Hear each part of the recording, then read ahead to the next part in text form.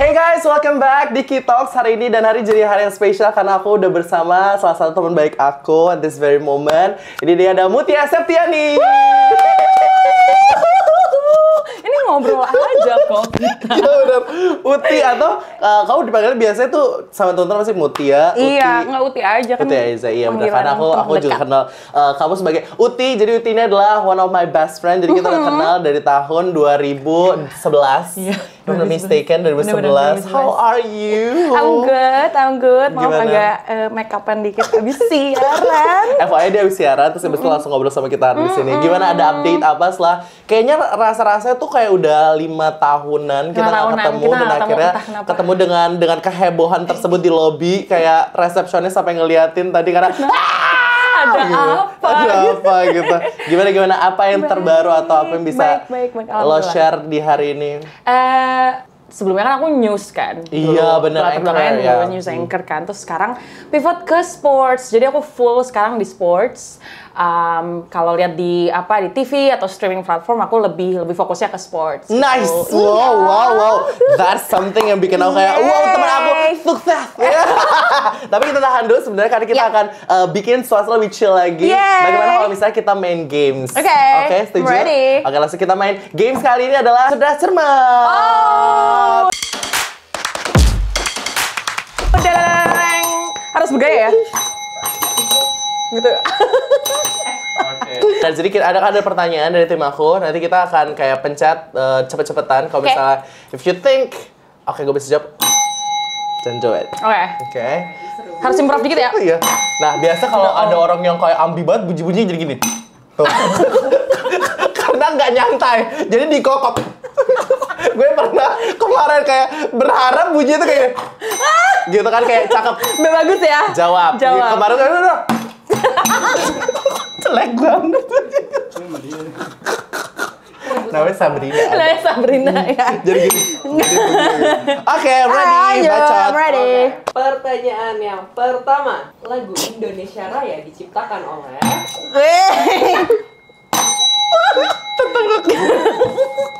Wage Rudolf Supratman. Mutia 1, kaki Kiki 0. I expect gue bakal kalah, tapi Iya, gak lo apa. harus lebih cepet. Iya, betul. Gitu. Oke, ini masih seputar Indonesia. Iya. Sebutkan sila keempat Pancasila. Satu. Rakyatan dipimpin oleh hikmat, kebijaksanaan dalam permusyawaratan perwakilan. Gila, Tata ngomongnya slay. Apa sih? Padahal nggak boleh cepet-cepet loh. Iya. Pertanyaan ketiga. Sebutkan negara yang berbatasan langsung dengan Indonesia. Papua Nugini, Timor Leste, Satu lagi. Malaysia. Betul.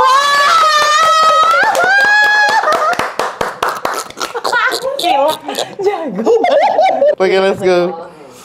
Tari tortor berasal dari daerah Tortor. Tari tortor tuh Batak. Tortor. Tari tortor. No pressure. Bukan Sumatera Utara. Betul. Ya lah, salah aja tetap anggun ya. Yeay. Seru, 2 sama. Oke, ini kita bikin susah sedikit ya. Biologi ini. Wow. Ini harus disimak nih. Kamu dulu anak Gue IPA apa unggul IPS? sama IPS. Oke, aku anak IPA. Oke, mungkin aku bisa. Antara paus, burung kolibri, kambing, dan kura-kura, mana saja yang berkembang biak dengan cara yang sama? Nggak tahu. Yang berkembang biak dengan cara sama itu paus sama kambing. Kalau kolibri dan kura-kura bertelur. Betul!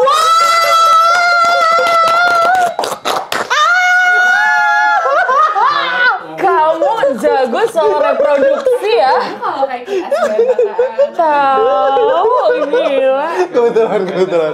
Oke. Jawabnya benar atau salah? Ya. Oke. Benar atau salah? Kulit merupakan panca indera yang berfungsi mengeluarkan keringat.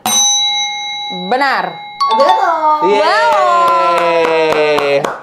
Kalau keluarin gaji, itu bos ya namanya. Sebutkan samudra yang mengapit Indonesia. Pacific. Salah Hindia. Betul. Iya. Bener. Kamu ragu? Yeay.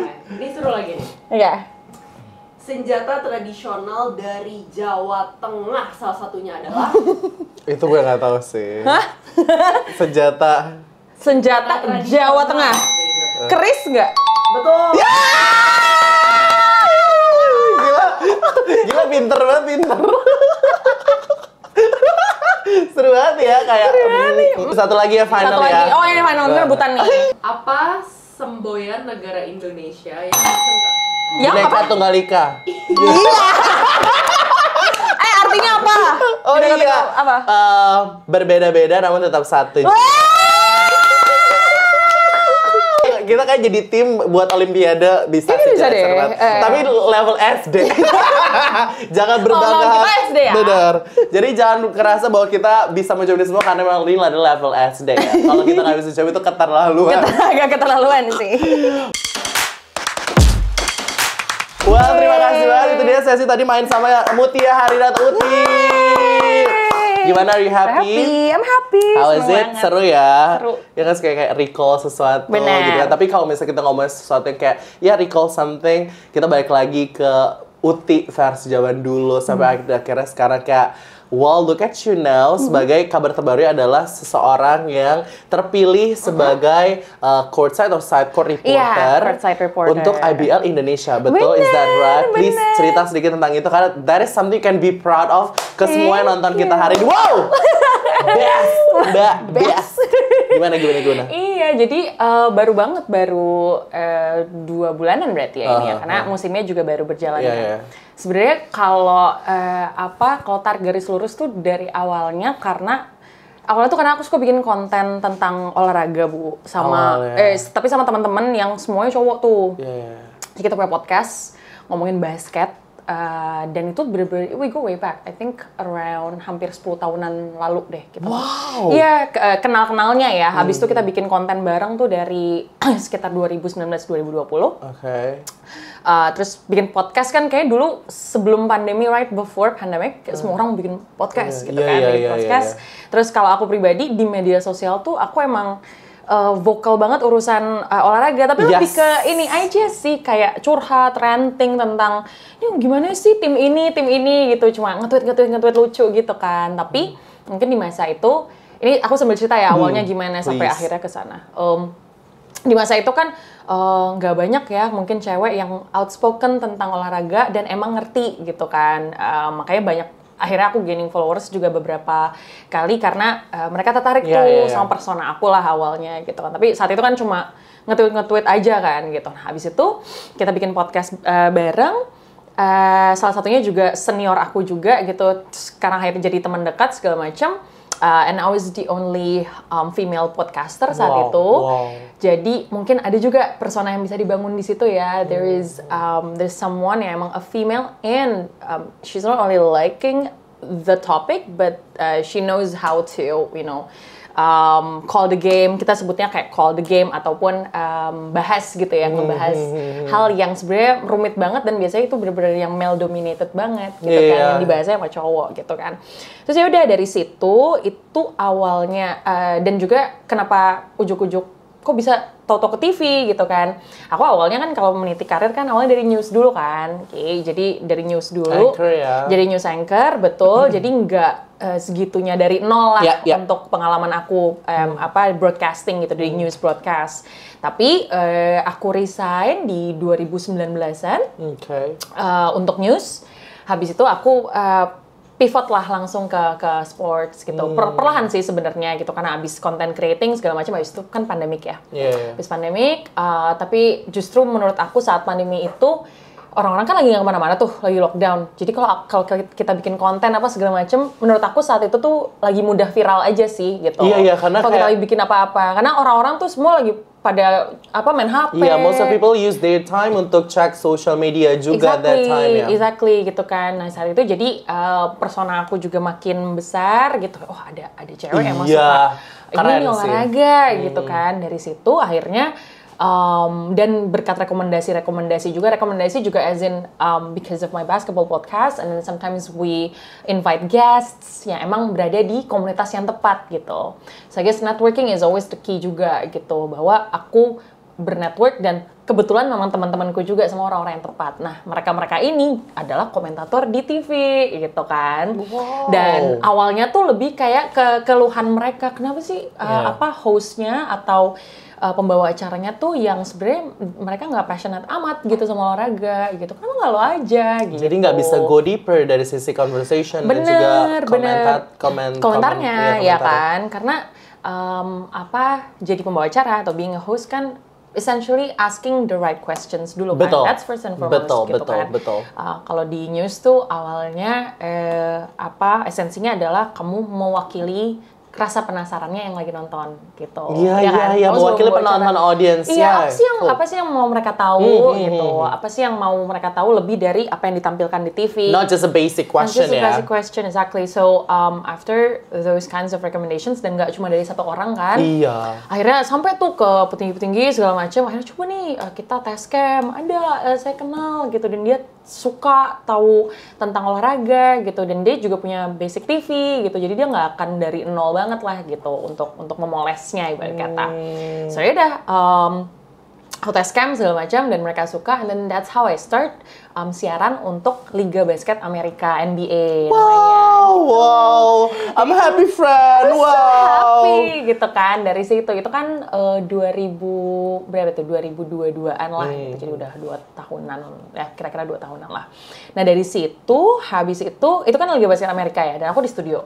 Habis itu baru deh di beberapa kesempatan ini, di belakangan ini sebenarnya IBL, Liga Indonesia tuh udah approach beberapa lama.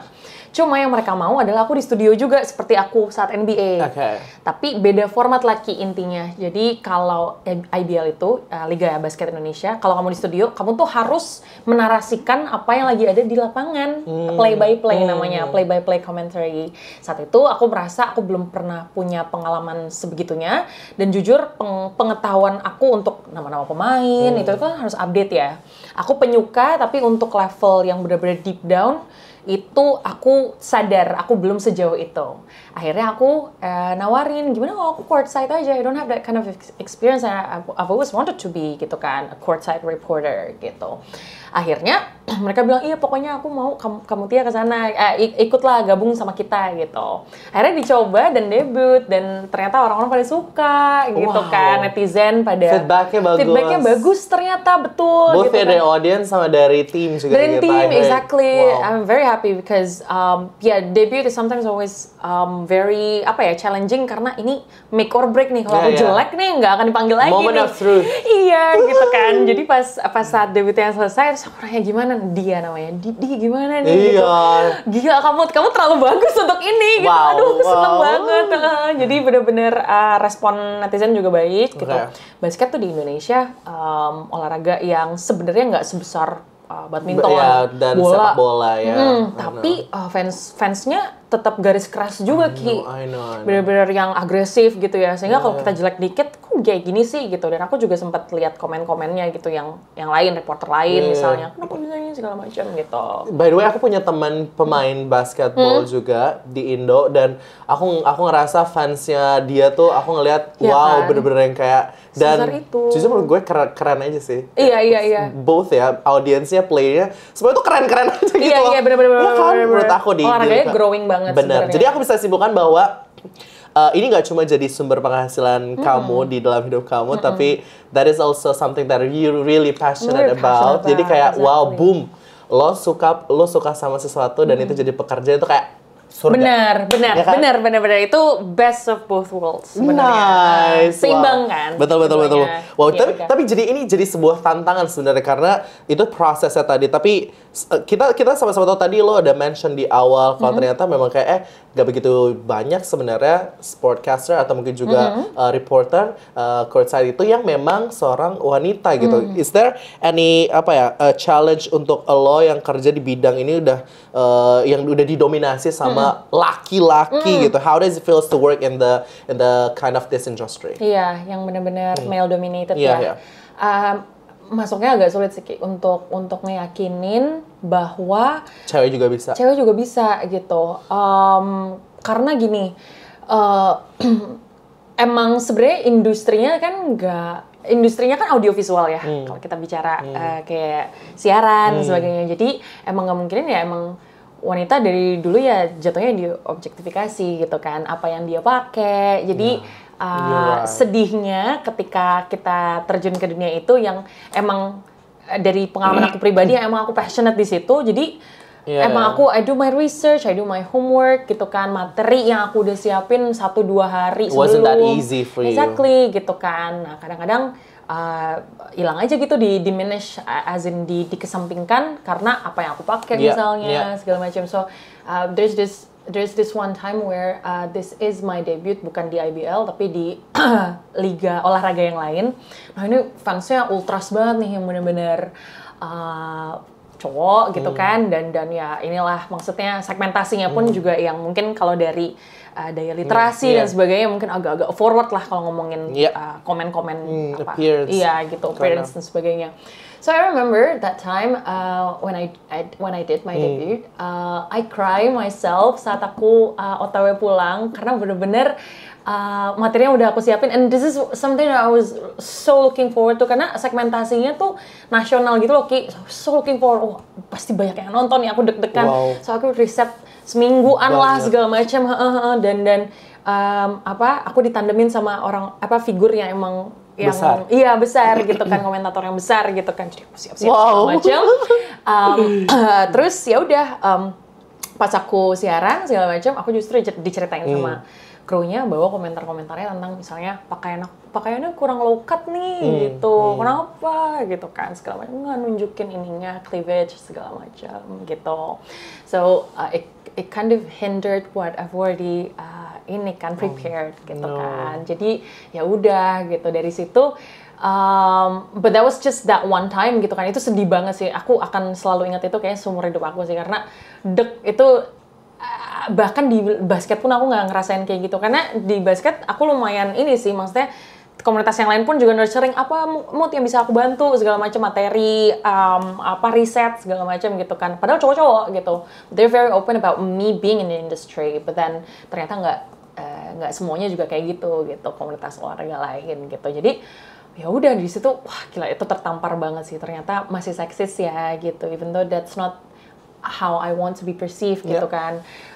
Sebenarnya kita kan sebagai sportcaster di TV, kita tuh emang ada divisi look and feel-nya gitu kan, as in ya kita kayak Barbie lah, dikasih baju terus rambutnya harus begini gini ya, kita practically Barbie gitu kan. Jadi aku juga nggak bisa milih harus pakai baju kayak apa gitu kan. Tapi kayak I just wondering how you react. Maksudnya gimana kalau bisa memanage kondisi saat itu kan pasti itu kondisinya kayak cukup kayak mengagetkan ya kan somehow.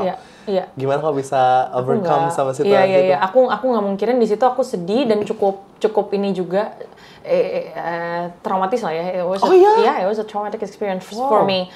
Walaupun sebenarnya bukan pertama kali sih, maksudnya aku juga berkecimpung di media sosial, komen-komen segala macam, mereka juga nggak sekali dua kali komennya tentang apa yang aku pakai, kenapa pakainya nggak yang lebih terbuka segala macam.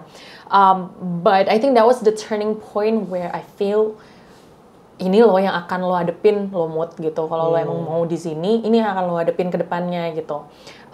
So that was my turning point to kind of shake it off aja gitu kan. Shake it off. I love that. Benar, karena menurut aku ya ini kayak chicken and egg, apa yang duluan gitu loh. Kenapa mereka bisa berpikir seperti itu kan? Bisa jadi karena media tradisional juga mempersepsikan wanita dari dulu tuh emang sebagai ya kamu jadi tuh pemanis. Jadi core-nya ini udah jauh banget sebenarnya kalau mau ditarik lagi. Bener. Ngomongnya tuh dulu pas aku waktu kecil pun juga kalau nonton wanita di even kalau TV liputan atau siaran tentang sepak bola, MotoGP segala macam, pakaiannya emang low cut segala macam. So they are perceived as ya pemanis aja gitu kan. So, dari situ mungkin karena aku berangkatnya dari passion, this is yes one of my means of living, emang cara aku untuk punya gaji dan sebagainya. Tapi jujur lebih besar passion dibanding gaji. Kayak ibarat kata kalau mau nyari duit nggak di sini gitu loh. Kalau aku bisa bicara ya, kalau kita bisa bicara belak-belakan gitu ya. This is not the most glamorous industry if you want to be here gitu. Nice. Not the most glamorous industry unless you're a influencer dan sebagainya. Tapi kalau pure TV, they're not paying like huge amount of money, so you have to be here at least like certain amount of percentage itu emang karena passion gitu. Nah kalau aku justru my passion justru lebih besar dibandingkan aku pengen nyari duit, nyari keuntungan dan sebagainya gitu. Nice. Tapi semoga dengan hadirnya Uti itu jadi kayak bisa ngubah pandangan orang akan sportcaster untuk wanita sebenarnya gitu ya. I hope ya berjalannya waktu along the way semua orang jadi kayak berpikir bahwa yang paling penting sebenarnya adalah the way kamu deliver komen tadi atau juga apa yang kira-kira bisa digambarkan dari pertandingan, not only for your appearance. Benar. I hope. Kayak gitu. Mantap sekali. Tapi itu juga sekaligus juga menjawab pertanyaan soal tantangan sebenarnya. Kita udah sekaligus menjawab 2 pertanyaan dari aku. Tapi aku lebih ke penasaran untuk seorang Uti saat ini. What motivates you to pursue your career now? What motivates me itu awalnya banget itu karena sebenarnya keluarga, bukan berarti keluarga yang nyuruh harus ke arah sini. Cuma latar belakang orang tua aku ini fun fact aja ya, latar belakang keluarga aku tuh ayah dan ibu aku tuh justru bahkan ketemunya karena mereka satu kompetisi bareng. So they're both athletes gitu, they're both cyclists awalnya, tapi ayahku itu pure cyclist, ibuku itu sepeda juga, tapi sama senam lantai juga, kayak Vicky Burki gitu, Bu. Jadi aktif banget lah gitu. Kita banget lah. Nah, hasilnya aku gitu, aktif gitu. Jadi aktif ya bunda. Iya. Jadi apa kalau kita hidup udah kita we look up to our parents and then we see our parents as our heroes gitu kan. Wah, gila keren banget papaku bisa main sepeda apa segala macam, and then just a little bit about personal about my family. So we didn't actually live together saat aku beranjak dari kecil sampai remaja gitu kan, karena ayahku harus kerja dan sebagainya. Jadi pas kita balik lagi tinggal bareng, the way we rekindle itu dari olahraga gitu, bahas olahraga, nonton MotoGP bareng, nonton bola bareng gitu. And then I share my passion basketball juga sama beliau gitu. Awalnya dari situ. Bener. Jadi awalnya tuh kayak kita di TV tuh kan sebenarnya tutur ya, bercerita, storytelling gitu kan. Nah awalnya tuh karena aku curhat-curhat sama papa gitu, Pak ini artinya apa sih Pak, ini kenapa begini gitu. Di MotoGP kenapa motornya kayak begini bentuknya, casingnya apa segala macam. Gede banget motornya. Betul. Sepeda kok ada ininya sih, bracketnya, gitu lah. Pertanyaannya nggak penting pun ditanya. Bener. Terus dari situ akhirnya ya udah ketertarikannya di situ, and then I guess the way sekarang aku seriusin gitu ya, jadi karir. In a way, I think seeing the bigger picture, I think this is the way I pay tributes to my parents juga. They're both passed away gitu kan.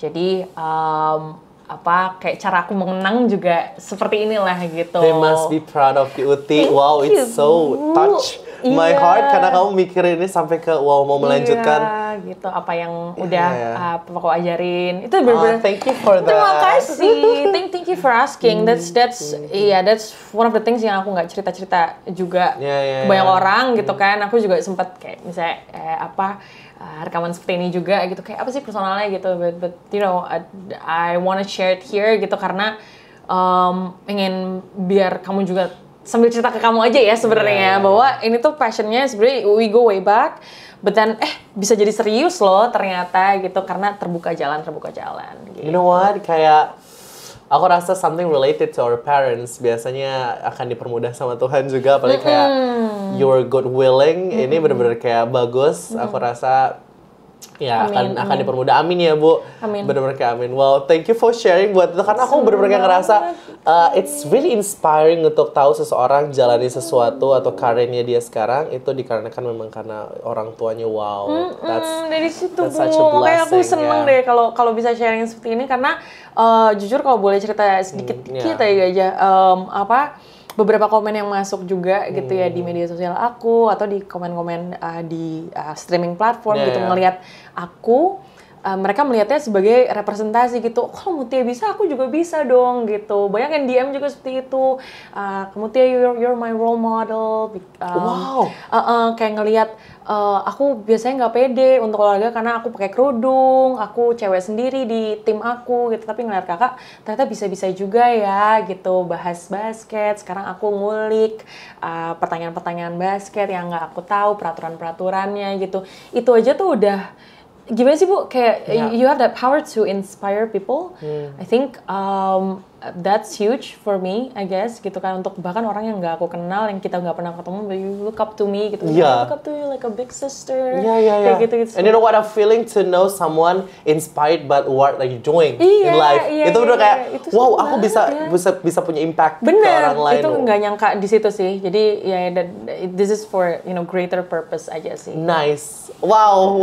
Aku makin, I know we are close, tapi aku makin wow, makin bangga rasanya. tapi gini, biasanya seseorang itu kayak normal atau biasa seseorang tuh kayak punya someone to look up to. Aside your parents, is there any someone that you really look up to in your career now?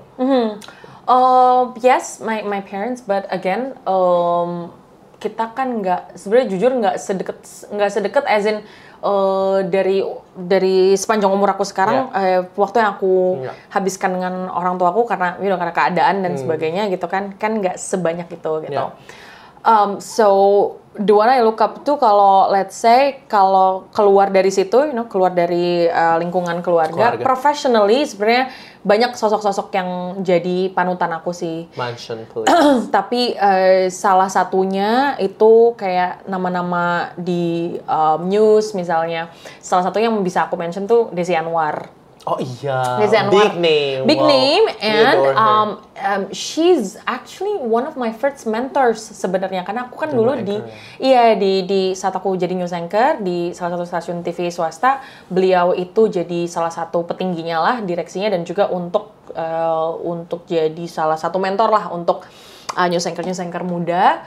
So my first, I guess my first training untuk news anchor tuh salah satunya dari dia. So I was starstruck gitu kan, kayak apa sih gitu kan. So selama ini kita nonton di TV kan. I love the way she speak. Exactly, bener-bener tenang tapi bobotnya ada banget. Orangnya persis seperti itu ketika ketemu langsung. In person juga asli, wow. In person bener-bener yang bersahaja. She doesn't try too much untuk kayak gue yang senior, gue akan ngajarin lo, enggak. She just dia pembawaan dia aja gitu. Dan hebatnya dengan kita satu batch ini kan news anchor ada beberapa, but she tries to cater apa kebutuhan kita satu persatu gitu loh. Kayak Mutia nih saat training umurnya baru segini, kayak umur aku saat itu masih muda banget saat aku masih dalam kayak journalist development program itu dan untuk news anchor. Jadi gimana caranya Mutia untuk terlihat lebih dewasa di TV, dewasa juga bukan kelihatan tua ya, tapi lebih ke pembawaannya seperti apa, this is what you need to do, terus this is what you need to research juga. Orangnya benar-benar ini sih Bu, yang aku rasa tipe-tipe yang justru makin tua tuh makin berumur tuh makin justru lo harus lebih berbobot. Iya, exactly gitu. Jadi nggak kemakan sama zaman. As opposed to if you're being in the industry for how you look, lo nggak akan semudah itu terus gitu sepanjang karir lo, sepanjang hidup lo. Gitu kan. Definisi gitu. Manusia keren lah beliau itu ya. Banget kayak gitu, bentukannya kayak gitu, bersahaja terus kan bahasa Inggrisnya kayak British accent gitu. Oh iya bener. Iya, kayak gitu kan, starstruck gitu dan emang ini berisi banget apapun yang dia sampaikan. I think she also inspires me to kind of pave the way for the younger generation because that's what she did to me. Karena yang dia lakukan ke aku pun juga begitu, and I was still young at that time, and now I do have the chance to do that, to pave the way untuk orang-orang yang mau berkecimpung ke dunia sports. Oh ternyata cewek bisa loh, bukan cuma jadi host untuk mempercantik aja, tapi like she actually calls the game, she knows how to sportscast and to bring the game to another level. Now I know kamu bisa ada di saat ini, posisi saat ini, dan juga pola pikir seperti ini juga mungkin juga salah satunya karena beliau juga ya. Shout out untuk Ibu Desi Anwar yang keren sekali. We love you. Bener. Kamu iya kan? Kamu relate suka nonton kan? Walaupun aku nggak bisa tahu sedalam kamu, tapi karena aku nggak kenal beliau in person, tapi aku bener kayak suka banget sama the way she talk. Waktu itu aku nonton di acara talk show-nya beliau, aku ngerasa kalau wow, she's amazing. Benar. Nice.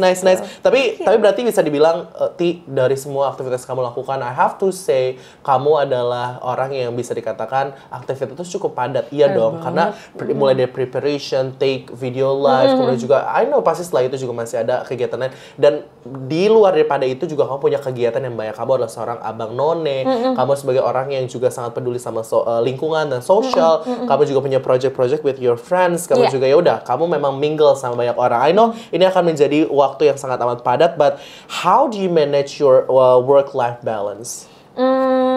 Satu awalnya itu prioritas sih, so set out your priority dulu. Sebenarnya cara praktikalnya adalah aku kebantu banget sama bener-bener set out my time di kalender sih gitu. Jadi set out my time di kalender. Pertama-tama yang membutuhkan komitmen besar, as in yang berhubungan dengan kontrak ya kan, monetary gitu, maksudnya berarti yang membayar aku dan sebagainya kan, berarti kontrak-kontrak aku dengan stasiun televisi gitu kan. Jadi aku catat-catat tuh siarannya kapan aja, dan itu Bu agak tricky juga karena TV atau streaming platform in general itu kan dinamis banget ya. Jadi jadwal tuh datang seminggu sekali. Jadi kita nggak bisa kayak plan out sebulan gitu, nggak bisa. Jadi itu mengapa kitanya yang harus lebih organize. Dari situ habis prioritas 1, prioritas 2-nya apa lagi nih gitu. Next-nya berarti let's say aku ada komitmen apa dengan komunitas, apa segala macam, I put it on a calendar.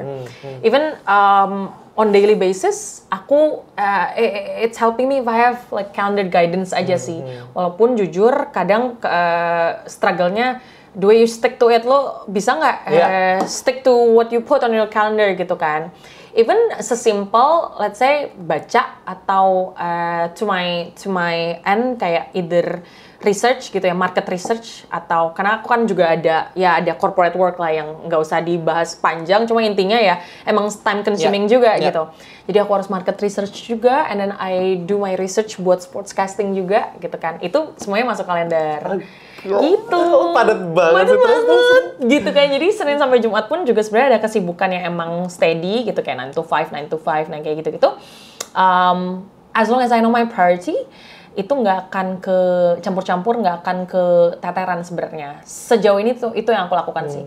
Karena kalau godaan ada aja. Kayak misalnya aku berkomitmen nih, corporate work aku tuh demand-nya ya 9 to 5 gitu misalnya. Tapi ada nih, kita ada nih siaran jam 6 sore nih, bisa nggak? Tapi kan berarti aku harus waktu tempuhnya lah, risetnya lah, segala macam. Dan berarti komitmen aku akan kurang dong di tempat yang A gitu. Biasanya nggak akan aku ambil. Wow. Itu nggak akan aku ambil, bener-bener. Pokoknya kalau itu mengganggu, mencederai prioritas yang lain, mending nggak usah. Itu mengapa kayak aku bilang, komitmen aku di dunia TV, alhamdulillah banyak, tapi secara status freelance, ya kan. Jadi I can always adjust my schedule gitu. I don't have to, it's not a permanent work, so I don't have to like work there dan mengiyakan semua jadwalnya gitu. Kamu sebagai talent, sehingga kamu bebas untuk mengatur jadwal kamu seperti apa, kamu maunya gimana gitu kan. Kamu lagi capek, aku nggak bisa nih, lagi mau sakit kayaknya, nggak apa-apa, nggak usah diambil gitu. Wow, ini sangat gitu. sangat jarang kalau misalnya. Iya. Karena gitu. Aku pribadi kayak hajar aja. Ambil, gitu. Do it. Dan sebenarnya nggak apa-apa ya Bu. Cuma kalau buat aku pribadi, kebetulan ya memang prioritasnya, let's say for example, prioritas aku bukan yang, dan emang kalau dengan kondisi kamu kan, let's say misalnya ada kerjaan yang emang secara nilai gitu kan, live atau apa secara nilai, kalau nggak diambil sayang gitu kan, dan ini berarti misalnya akan setback goal aku lagi nih. Misalnya kamu ada goal, ada tujuan dan sebagainya. Nah kalau aku pribadi, mau aku ambil atau enggak, secara nilai dia akan sama kok, ngerti nggak Bu? Gitu kan. Jadi udah ada set up waktunya. Jadi aku tahu opportunity cost-nya seberapa yang akan hilang gitu. As opposed to, for example, kayak live Shopee kan kamu tau-tau bisa 1M gitu kan, 2M gitu kan, kayak gitu bisa aja. Dan berubah-ubah kan. Sementara kalau aku tahu, oke, kalau gue nggak ambil ini, segini yang aku nggak bisa dapatkan gitu. Dan nggak cuma materi sebenarnya, nggak cuma uang. Let's say, for example, ada kesempatan yang nggak aku ambil karena kalau nggak aku ambil, aku nggak punya kesempatan untuk wawancara sama pemain A nih, atau dia pelatih B gitu ya, emang figur gitu kan, figur sepak bola karena banyak tawaran seperti itu. Nah kayak gitu tuh aku nilai sebagai prioritas juga tuh. Even misalnya secara bayaran nggak seberapa gitu, aku akan tetap ambil. Jadi again, setting out your priority. Apa sih priority kamu di umur kamu yang sekarang atau di timeline kamu saat ini gitu. My timeline at the moment is to make my name out there gitu kan. Oh, Tia Rosastro, sportscaster yang emang bisa membawakan acara gitu, yang memang tahu tentang olahraganya, bukan cuma soal baca prompter aja, misalnya kayak gitu. So I have to make my name, I have to make my credentials gitu kan. How? By talking to the right person gitu kan. Komentator aku siapa? Oh, I would love to belajar dari dia, atau aku wawancara pelatih timnas misalnya segala macam. That's a huge opportunity. Jadi itu yang kayak setting out priority-nya, it doesn't have to be about money, but you have to know priority lo sekarang apa. And it's okay if it's about money gitu kan. You have, let's say if you have families, you have savings gitu-gitu kan. Jadi awalnya dari situ, kalau udah tahu prioritasnya, ngatur-ngatur segala macamnya udah gampang sih. Wow, what a message untuk siapapun lagi nonton kita saat ini. Ya nggak sih, Bu? Kamu bisa relate nggak sama cerita aku?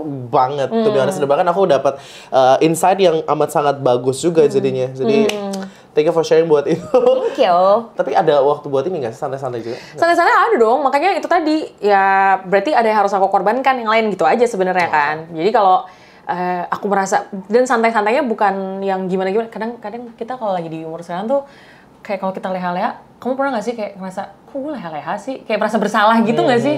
Kenapa gue nyantai-nyantai aja Padahal ya? itu tidak apa-apa juga. Padahal nggak apa-apa loh. That's okay batu. Bener, I learned it the hard way, exactly gitu kan. Jadi akhirnya beberapa tahun belakangan ini, again, because I set up my priority, one of my top priorities is like this, friends, families gitu kan.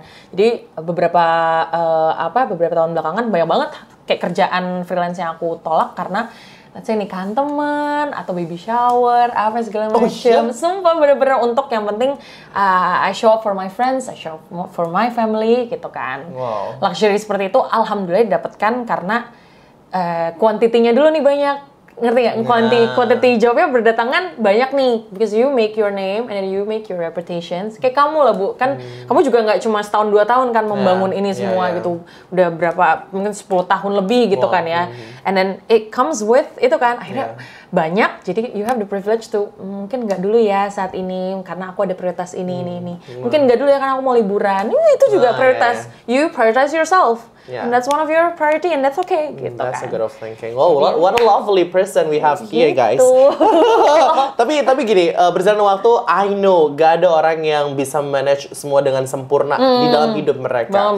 Perasaan-perasaan insecure itu pasti masih akan kita punya. Pertanyaan, question for you is, have you ever feel insecure? Itu pertama. Terus kayak either dalam ranah kerjaan atau your personal life. Do you have? Banget insecure banget sih. Kerjaan jelas, itu jelas.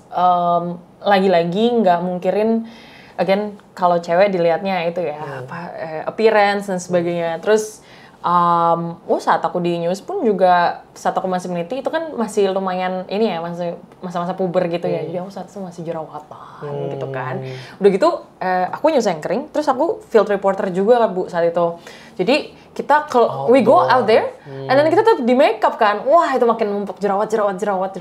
Terus nggak punya waktu untuk ngurus diri sendiri gitu. So appearance wise mungkin I'm not the best saat itu gitu kan. Jadi ada waktu-waktu dimana justru aku kayak turun siaran, udah kamu perbaikin dulu appearance kamu. Jerawatnya coba diulangin dulu, diet gitu-gitu segala macam. And that's a part of TV industry kayak gitu. Yang I'm not condoning it, nggak aku setujui gitu ya. Jelas aku bagian dari situ gitu, dan aku merasa itu lumayan pengalaman yang traumatis sih Bu gitu kan. Karena tapi lagi-lagi being in TV, audio visual gitu, jadi emang nggak menampik once you're regarded as someone yang kayak kurang menarik deh, ya penonton bisa aja ganti channelnya gitu kan. And that's just ya udah a harsh truth gitu kan. Nah makin kesini insecure-nya bisa aku battle, bisa aku aku tanggulangi. Caranya adalah dengan satu, self awareness. Menurut aku self awareness itu penting. Gimana I become more at peace with my body. There are certain parts of my body yang nggak bisa diubah aja gitu. And I'm not interested untuk mengubah apapun yang di tubuh aku secara tidak organik gitu kan. Jadi yang bisa aku lakukan, emang alhamdulillah emang aku suka olahraga gitu kan. Jadi olahraga pun juga satu mungkin ada tujuan untuk weight loss-nya, tapi abis aku olahraga, coba-coba olahraga yang benar-benar tentang body awareness, let's say yoga, pilates, segala macam, itu kan tentang body awareness-nya.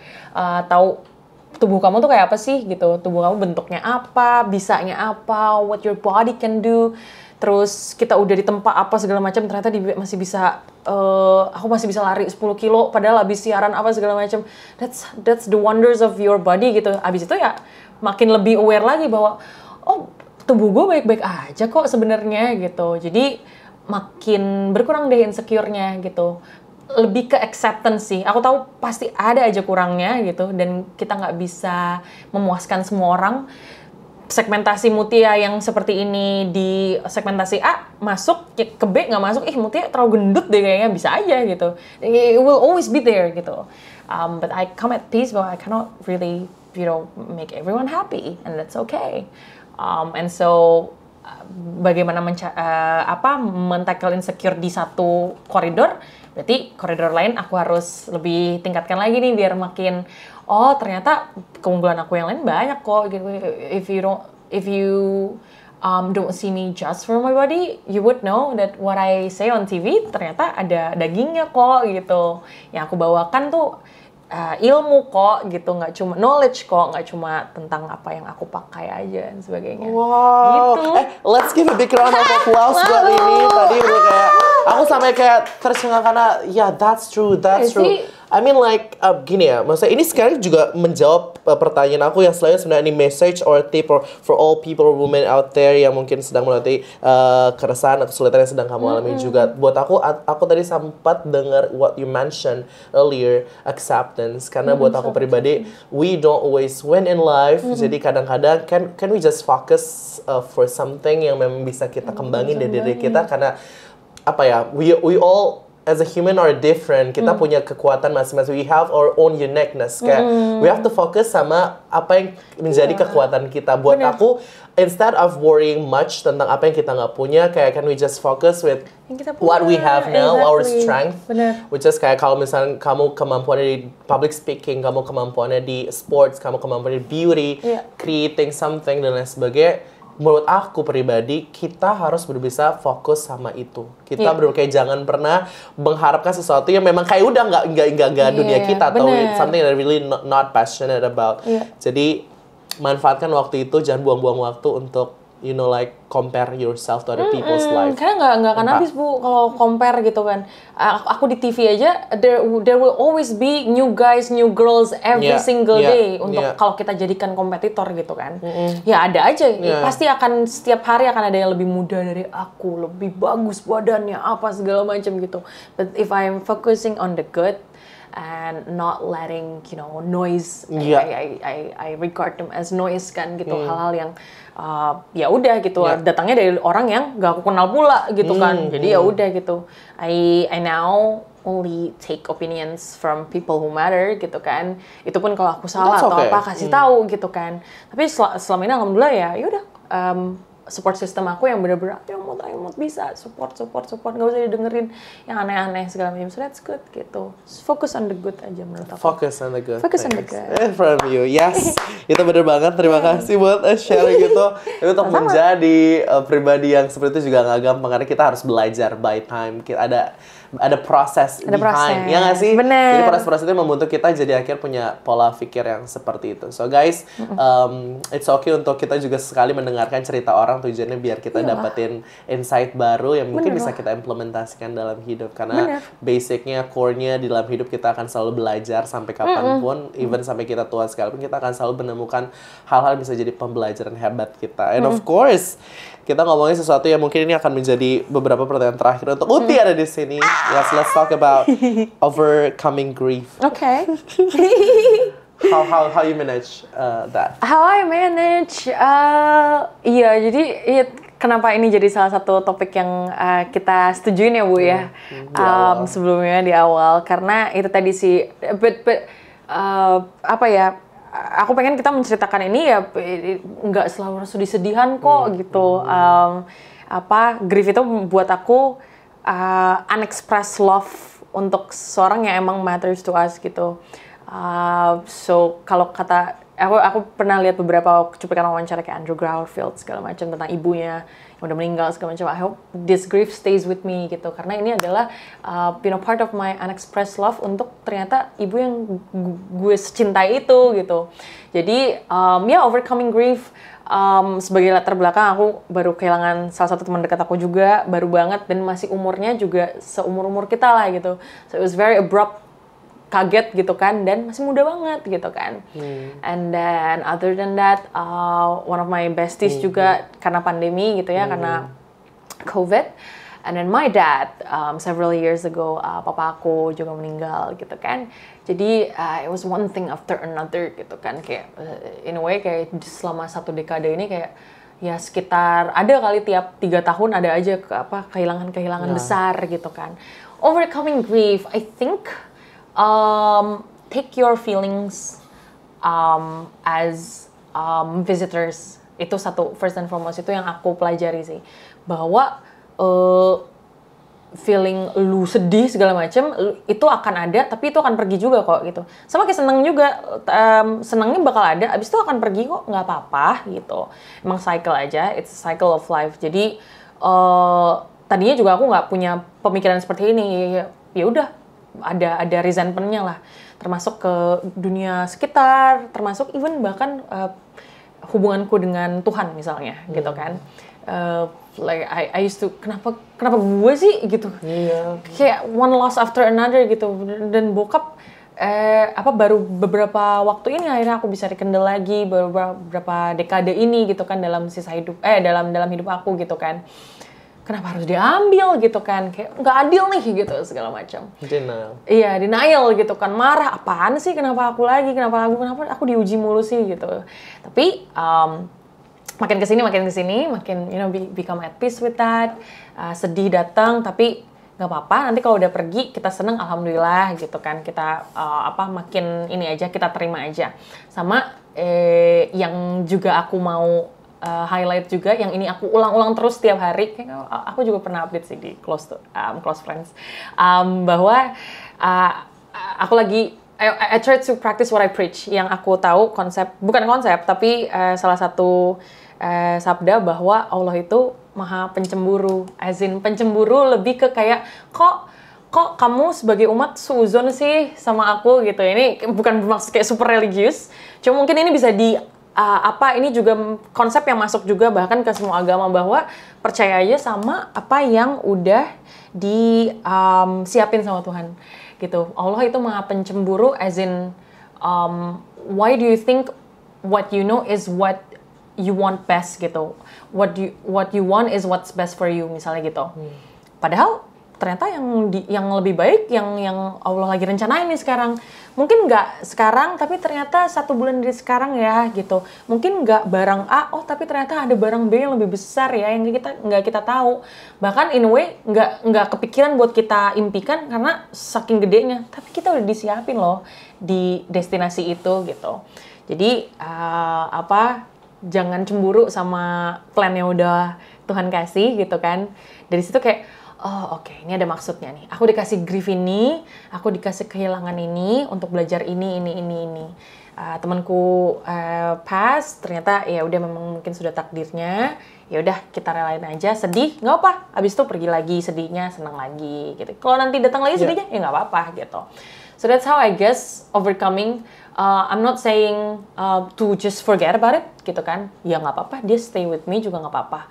But then again, the way I live my life, kayak Kiki juga kan, the way you live your life in a way, mungkin setiap hari ada hal-hal kecil yang ini untuk, paying tributes to your mother, gitu kan, paying tributes myself to my dad, gitu kan, my dad was a sports person, and this is how I kind of live through him, gitu kan, hal-hal yang aku pernah diskusikan sama papa, ternyata aku bisa ceritain ke TV gitu kan, segala macam itu hal-hal yang ini bener-bener full circle banget Bu, bener-bener ada kejadian-kejadian itu aku pernah bawain tentang sepeda gitu ya, tentang Tour de France, itu hal yang bahkan si komentatornya, kok kamu tahu ya, I used to talk about this with my dad gitu kan, and then itu bener-bener baru berselang berapa bulan setelah ayahku meninggal, bener-bener itu kayak gitu, aku saat itu juga merinding, terus ya udah. So yeah, that's how I guess I live with my grief. So I don't really forget about it. I don't want to forget about it. Especially my mom juga meninggal saat waktu aku masih kecil gitu kan. So that's a different type of grief, Bu. Dimana you grieve about someone you don't even remember. My mom passed away when I was barely 2 years old. Jadi aku baru menginjak 2 tahun. Kan belum ini ya, belum inget ya kayak apa ya gitu kan. So, imagine missing and loving someone yang lo bahkan nggak inget gitu bentuknya kayak apa. Kayak orang-orang kan kayak, aku inget mamaku pernah bilang ini, I don't even remember things about my mom gitu kan. Tapi akhirnya sekarang aku beranjak dewasa, kenapa ya gue, sisi maternal gue tuh kuat banget gitu loh. Gue suka anak kecil, gue sama nyokap-nyokapnya orang tuh deket banget Bu. Nyokap-nyokap pacarmu tuh sumpah bener-bener mendadak ke ibu kandung gitu langsung sumpah segitunya gitu. Oh ternyata emang mungkin ini adalah this is how I deal with grief, this is how the unexpressed love yang mestinya gue curahkan ke ibu gue yang sekarang akhirnya nggak apa, curahkan ke lingkungan sekitar aja gitu. So again gitu kan, mungkin karena embernya udah full nih, ya coba kita salurin aja gitu. Maybe that's how you overcome grief juga. Gitu. Ya nggak sih? Lagi-lagi kan kayak kehilangan itu kan sebuah kepastian, pada akhirnya tentunya kita juga semuanya akan menghilang juga kan. Benar. Tapi aku setuju banget sama statement kamu bahwa gak selama kehilangan itu akan menjadi satu momen yang akan buat kita makin jauh terpuruk, tidak. Tapi justru kita masih bisa lanjutin lagi apa yang kira-kira mereka inginkan dan lain sebagainya kan. Untuk memberikan kontribusi lanjutan gitulah setidaknya. I'm super happy banget dan aku juga ngerasa bersyukur banget sih jadi pribadi yang bisa memaknai suatu hal yang sedih menjadi sesuatu yang juga somehow akan menjadi powerful juga di kehidupan kita gitu. Kadang kita kan terbiasa untuk kayak self pity, menyedihkan diri gitu. Oh, gue terlahir dari orang yang broken home, gue lalalala. Kenapa sih gue begini? Iya, kenapa kayak complaining too much dan lain sebagainya. Tapi kita lupa ternyata bahwa there is a purpose behind that.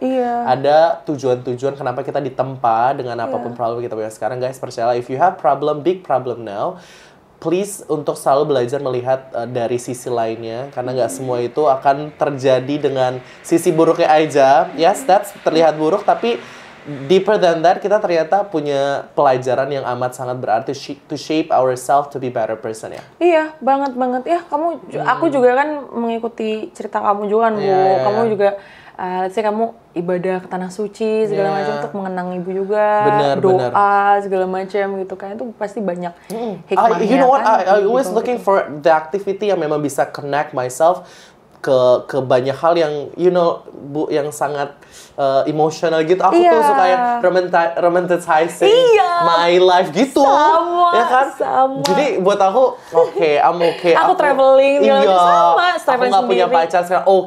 Aku bisa jalan-jalan sendiri. Aku nikmati scenery di luar negeri atau di dalam negeri, di lingkungan sekitar. Banyak yang bisa kita lihat ya di luar sana gitu. Ya kan Bu. Jadi sebenarnya buat aku hidup itu tentang gimana cara kita menerima itu semuanya, Bu, melihat itu semuanya kan, dan nggak selamanya tuh kayak serba complicated dalam hidup. Ada yang memang selesai dengan ya udahlah gitu. Bener. Ada yang memang kayak nggak perlu ada jawabannya saat itu juga. Ada yang perlu selesai dengan hahaha aja. Jadi life is hard, tapi tidak terlalu hard kalau kita punya formulanya aja sebenarnya. I hope itu bisa mewakili untuk siapapun yang nonton kita sekarang. Tapi lebih daripada itu, I'm super grateful that you are here sharing everything to us. Dari value-value hidup, life lesson yang udah kamu jalani, apalagi overcome grief yang ternyata ini sangat motivate us juga. Thank you. Is there any last session untuk kamu bisa share sesuatu ke orang lain di luar sana untuk bisa memaknai apapun dengan baik. Sharing apa ya? Okay. I guess penutup aku menurut aku again karena kita sama-sama suka romanticizing life. And I think if I love life, life will love me back. Menurut aku kayak gitu. Sehingga the way I love life adalah yang penting niat gue baik dulu deh, gitu keluar gitu. Mau itu apapun ya. Jujur yang nggak menutup kemungkinan apapun yang sifatnya praktikal. Let's say you're saving yourself, nabung lah apa segala macam gitu. Hal-hal yang sifatnya material. Yang duniawi banget gitu ya nggak apa-apa gitu kan, lo punya mimpi itu atau punya target itu, tapi sebisa mungkin kalau bisa dalam goals lo tanamkan bahwa gimana caranya I live this world better than I found them gitu. Especially what you do in your whatever you do literally gitu, mau jadi influencer apapun itu, influencer, sports player, chef, everything whatever that is. Aku pribadi niat aku essentially adalah gimana caranya dunia yang gue lagi bangun sekarang, karir apa segala macam, ternyata bisa loh membuka kesempatan untuk orang lain, inspirasi untuk orang lain. I want to follow her steps gitu kan, I want to be like her gitu segala macam. Make your own name dan gak masalah to be ambitious about it gitu. Be loud about it is okay. If you want to get scholarship, if you want to go somewhere, traveling and everything, just be loud about it. Emang kenapa gitu kan? What's the worst that can happen gitu? Lo dijudge atau apa? So what gitu kan? Gak apa-apa. And that's how I started juga. Just be intentional lah intinya. Intentional as in tentang goal lo. Be intentional about what you want to do. Ternyata kalau kita loud, kalau kita membicarakan itu dan act on it ya, nggak cuma kayak gue pengen A, B, C tapi nggak berbuat apa-apa. Ternyata if we act on it, ternyata ada loh jalannya. Oh Mut, gue punya koneksi ini, coba lu ini gitu. Aku yakin Kiki juga bisa relate. So that's what I do, and I guess my closing would be I want to say that I'm so proud of you. I want to express that this is so fun, and I'm so proud of you. And kita, menurut aku, karena kamu salah satu teman yang paling lama menurut aku Ki, yang temen deket yang emang sampai sekarang gitu, yang sampai sekarang masih connect gitu. And I see you grow, terus sekarang gila sih banyak banget yang udah kamu lakuin, so you have to pat yourself on the back and just stop sometimes to realize what you've already built, dan komunitas yang udah kamu bikin, yang udah inspired by you, fans kamu dan sebagainya gitu. Jadi I'm so grateful for our friendship. Me too. Aku juga, dan you know what, I live my life because of I surrounded by people like you juga sih sebenarnya. Thank you banget. Dan kita berikan tepuk Uti. Thank you untuk hari ini, dan terima kasih sudah nonton K-Talks. Jangan lupa untuk bisa langsung nonton lagi episode-episode kita sebelum dan juga selanjutnya. Sampai jumpa dan have a good day guys. Bye.